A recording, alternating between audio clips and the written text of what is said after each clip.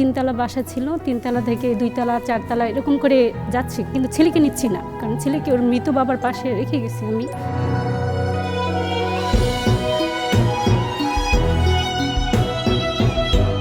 আমার হাজব্যান্ড, আমার বাচ্চার যখন বয়স 2.5 বছর, তখন সে পৃথিবী ছেড়ে চলে যায়।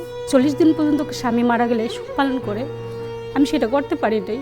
আর 40 দিন মানুষ যে বসে থাকবে সেটা আমি করতে পারি না। আমার মাথায় আমার ভাই নাই, বড় কিংবা ছোট কোনো ভাই নাই যে আমাদের হেল্প করবে। তখন আমি চিন্তা করতেছি আমার কিছু একটা করতে হবে।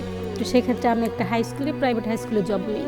সেখানে প্রায় 3 বছর জব করি, কিন্তু সেখানে আমি জব করার পর আমার বাচ্চা দিন দিন অ্যাবনর্মাল হয়ে যেতেছে। কোন পেশেন্টটা প্রথম দিনে লাইফ সাপোর্টে থাকে আপনারা নিজেরাও বুঝতে পারেন।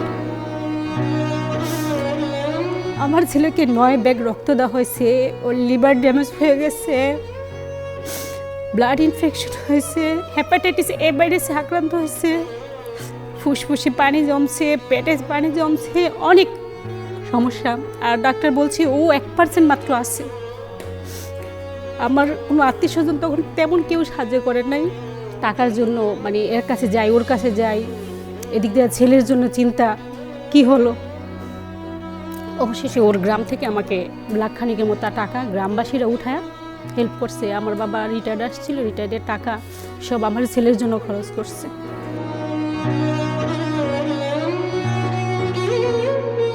অবশ্যই আমি এটিএন নিউজকে অসংখ্য ধন্যবাদ দিই। এটিএন নিউজ আসছে বিদে আজকে আমি মনের কথাটা বলতে পারছি।